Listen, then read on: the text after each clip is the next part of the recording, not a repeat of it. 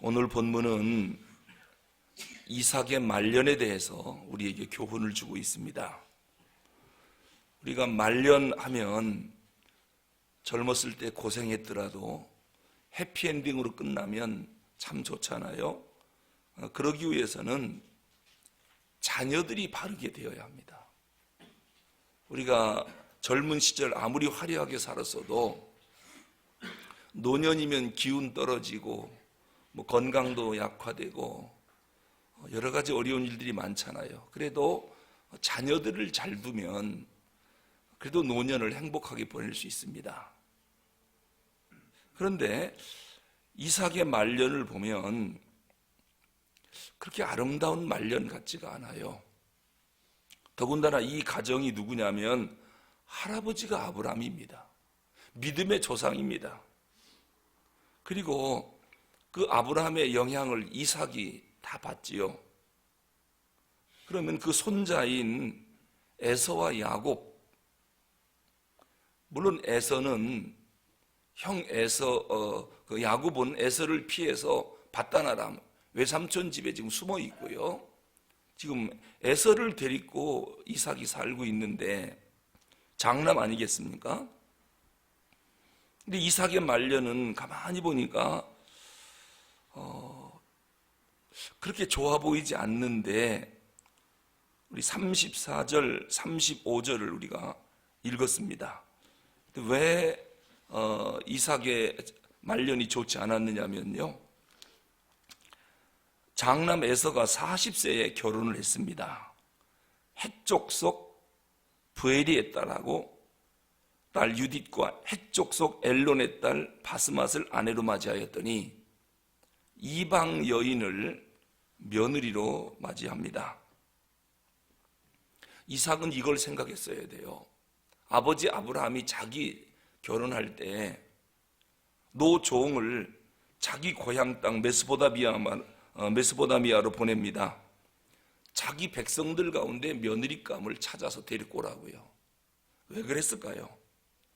하나님을 경외하는 민족 가운데 며느리를 찾아와라, 그 얘기거든요. 이삭의 결혼 문제를 아버지 아브라함은 아주 깊이 관여를 했습니다. 이방 여인과 결합은 안 된다, 이것이 아브라함의 아주 강한 자녀 결혼관이었죠. 그런데 오늘 이삭은 왜 며느리 결혼에 대해서 관심을 별로 보이지 않았을까? 35절 마지막 부분에 보면 그들이 이삭과 리브가의 마음에 근심이 되었더라. 장남의 결혼이 이삭의 마음에 근심이 되었더라. 하나님은 왜 이방 여인과 결혼을 금지하실까? 이방 여자와 결혼하는 건 무조건 잘못됐다, 그게 아닙니다. 이방 여인과 결혼을 했더라도 시집 와서 하나님을 잘 섬기는 이방 여인이 된다면 누가 뭐라고 그러겠습니까? 오히려 예수 믿는 사람이 예수 안 믿는 사람과 결혼해서 그들을 전부 예수 믿게 만들면 이것보다 복음화가 빠를 수가 있겠습니까? 1,000만 그리스도인들이 불신자랑 결혼해서 2천만 명 예수를 믿고, 그죠? 2천만이 불신자 2천만과 결혼하면 삽시간에 4천만 명이 복음화 될 수 있잖아요. 세상에 이렇게 빠른 복음화가 어디 있겠습니까? 또 거기에서 태어나는 모든 자녀들을 전부 예수 믿게 만들면 민족 복음화는요 삽시간에 이루어집니다. 그런데 왜 하나님은 그걸 모르고 이방 여인과 결혼을 이렇게 철저하게 금지시킬까? 우리는요 주변 사람들에게 영향을 주며 살기보다는 영향을 받고 사는 경향이 많아요. 그렇죠? 내가 누구한테 좋은 영향을 끼치며 살기는 쉽지 않거든요. 그런데 주변 환경이나 주변 사람들에게 영향은 너무도 쉽게 받아요. 주변에 영향을 받고 사는 것이 보통 일반적인 사람의 삶이다 라고 하는 것이죠. 그래서 부부가 함께 오래 살다 보면 닮는다 그러잖아요. 좋은 일도 닮고 좋지 않은 일도 서로 닮는다라고 하는 것입니다. 마찬가지입니다. 우리가 하나님을 경외하는 신앙, 또 신앙 안에서 살아가는 이 아름다운 믿음의 전통, 이것을 계속 보존하고 유지하려면 이방 결혼은 안 된다라고 하는 거예요. 하나님은 이스라엘 백성 초기 역사 때부터 이방 결혼을 금지시키시는데 그 이유가 바로 하나님을 섬기는 아름다운 신앙 전통을 유지해 가기를 원했던 거예요. 그런데 이방 여인과 결혼하다 보니까 이것이 유지가 안 되는 겁니다.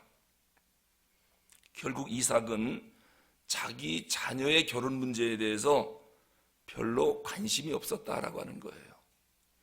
아버지 아브라함이 자기 결혼시킬 때를 생각했으면 자기도 자기 장남 에서 결혼에 적극적으로 관심을 가졌으면 노년의 큰아들 때문에 이렇게 근심거리가 되지는 않았을 거예요. 아마 분명 에서는 나중에 에돔 족속이 조상이 되거든요. 이 에돔 족속은 끝내 이스라엘 족속과 대적하고 싸우다가 역사 속에 사라져 버립니다.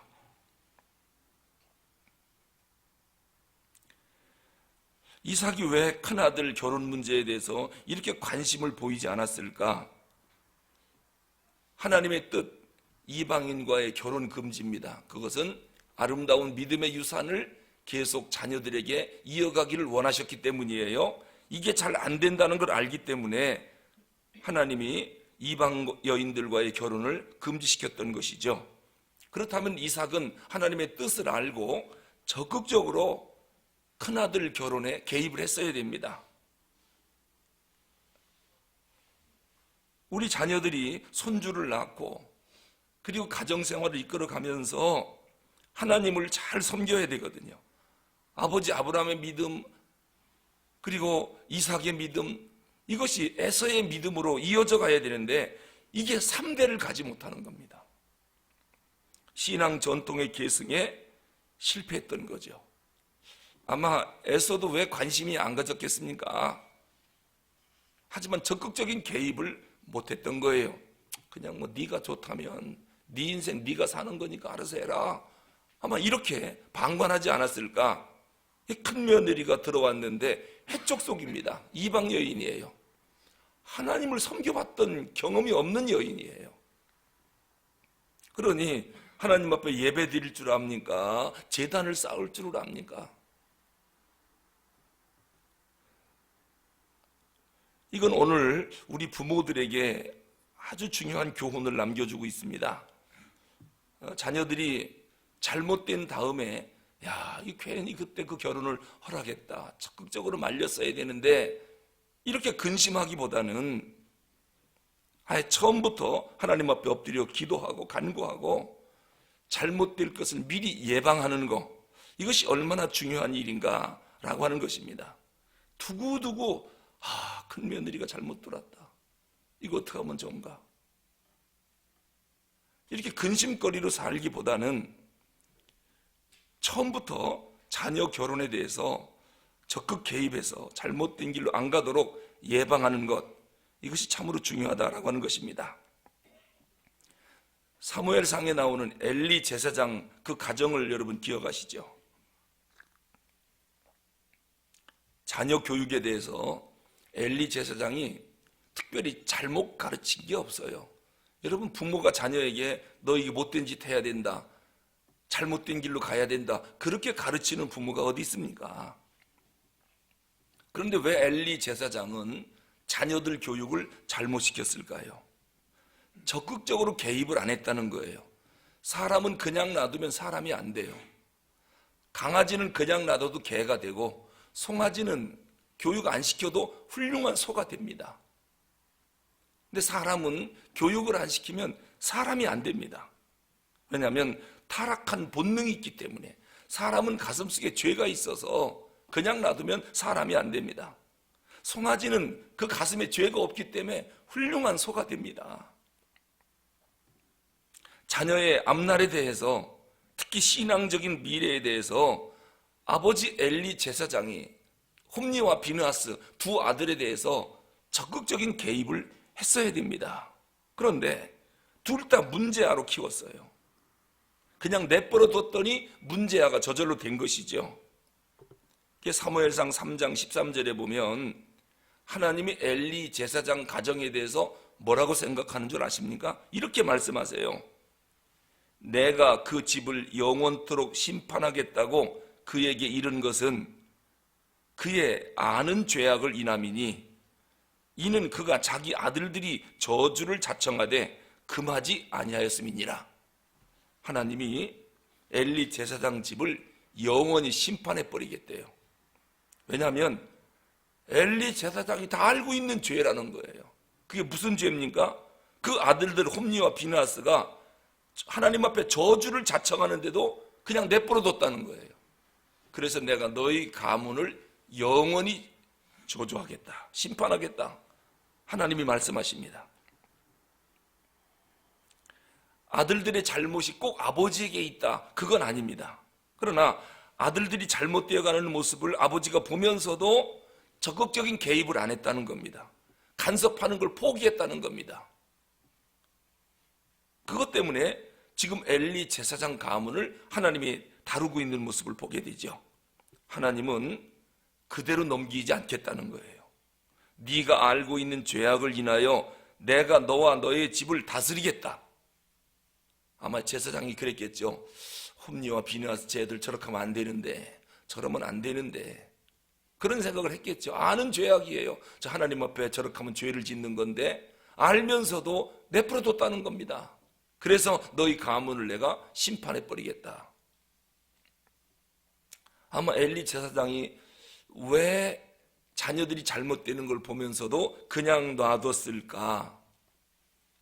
여러분, 엘리 제사장이 일이 좀 많이 바빴겠지요.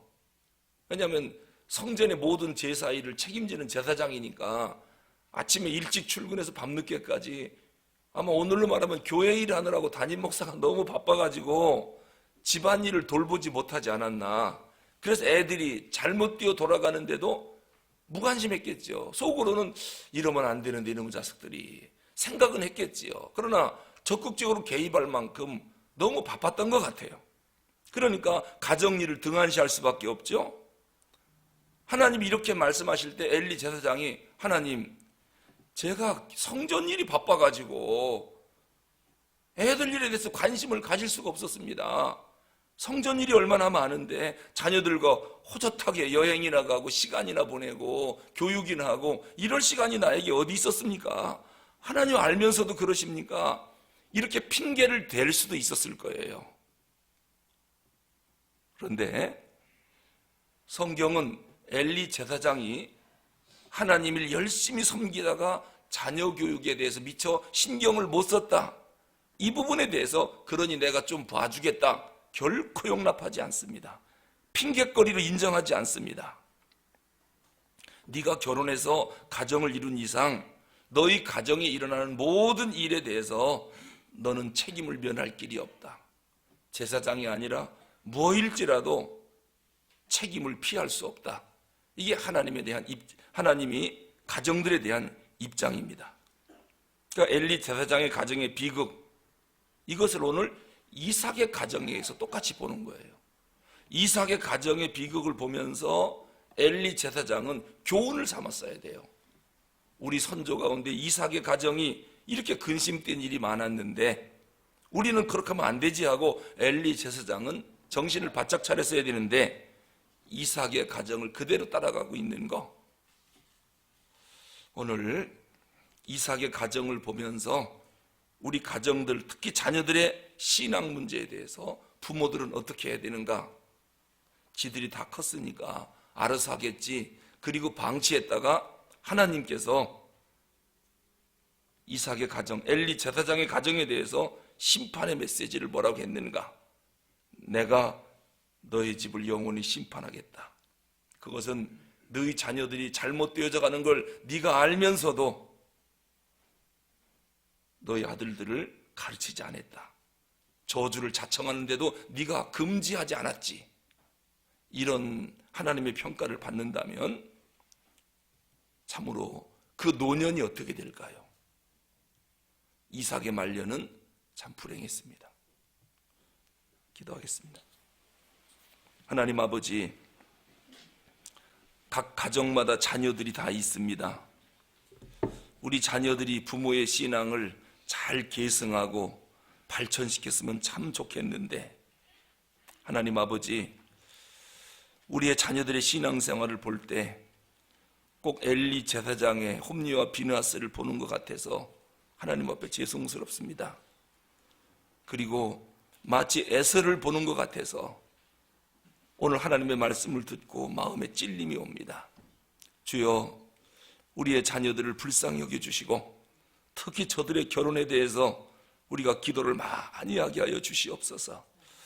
하나님, 저들에게 좋은 배우자가 있기를 원하옵나이다. 특별히 이방 여인이 아니라 하나님을 잘 섬기는 그러한 여인들, 그러한 사위들이 우리 가문에 들어오게 하여 주시옵소서. 설령 이방 여인이라 할지라도 하나님이 불쌍히 여기셔서 하나님을 잘 섬기는 사위, 며느리가 꼭 되도록 축복하시고 우리 가문의 아름다운 믿음의 대를 잘 계승해 나갈 수 있는 그러한 자녀들의 가정이 되게 하여 주셔서 우리의 말년은 하나님 앞에 참으로 기쁘게 보내고 하나님께 축복받는 가문을 이룰 수 있도록 두 손 높이 들어 축복하여 주시옵소서. 우리 주 예수 그리스도 이름으로 기도하옵나이다.